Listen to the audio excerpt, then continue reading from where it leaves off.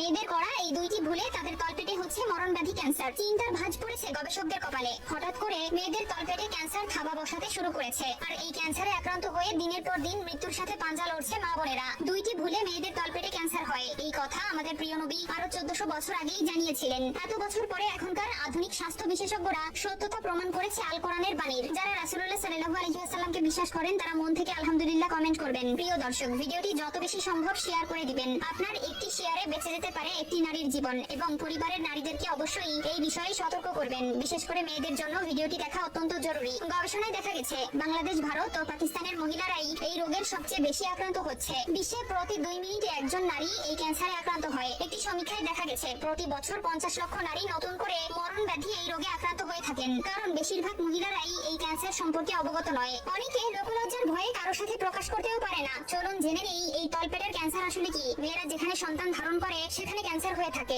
যাকে ইংরেজিতে cervical cancer বলা হয়। এই রোগ হলে বুঝবেন কি করে যে মেয়ের এই রোগ হয়েছে? তার ঋতুস্রাবে অনিয়মিত ভাব দেখা যাবে, প্রস্রাব করার সময় তলপেটে ব্যথা হবে, মেয়েদের শরীর থেকে স্বাভাবিক পরীক্ষায় যে উপাদান মিশ্রিত হয় তা যদি স্বাভাবিকের তুলনায় অস্বাভাবিক রূপ নেয় তাহলে বুঝতে হবে এটি তলপেটে ক্যান্সারের লক্ষণ। চলুন জেনে আসি এই রোগে সবথেকে বেশি কারা আক্রান্ত হয়। গবেষকদের মতে এই রোগে সবথেকে বেশি আক্রান্ত হয় 15 থেকে 30 বছর বয়সী মহিলারা। বিশেষ করে গ্রামীণ এলাকার মা বোনদের মধ্যে এই রোগের ঝুঁকি অনেক বেশি থাকে। এছাড়া যারা একের অধিক সন্তান জন্ম দিয়েছেন তাদের ক্ষেত্রেও কিছুটা প্রভাব ফেলতে পারে। যখন মেয়েদের গর্ভে প্যাপিলোমা ভাইরাস আক্রমণ করে তখন শরীরে রোগ প্রতিরোধ ক্ষমতা ধ্বংস হয়ে যায়। বিশেষ করে ওই স্থানে থাকা এস্ট্রোজেন নামক হরমোনকে কাবু করে ফেলে এই ভাইরাস, যার ফলে এই কোষগুলো অনিয়ন্ত্রিত হয়ে পড়ে এবং ক্যান্সারের সৃষ্টি হয়। চলুন জেনে নেই এই ক্যান্সার কেন হয়। প্রথমেই যে ভুল হয় তা হলো অস্বাভাবিক মেলামেশা। গবেষকদের মতে মেয়েদের মেলামেশার জন্য একটি নির্দিষ্ট সময়সীমা থাকে, তবে সেই সময়সীমা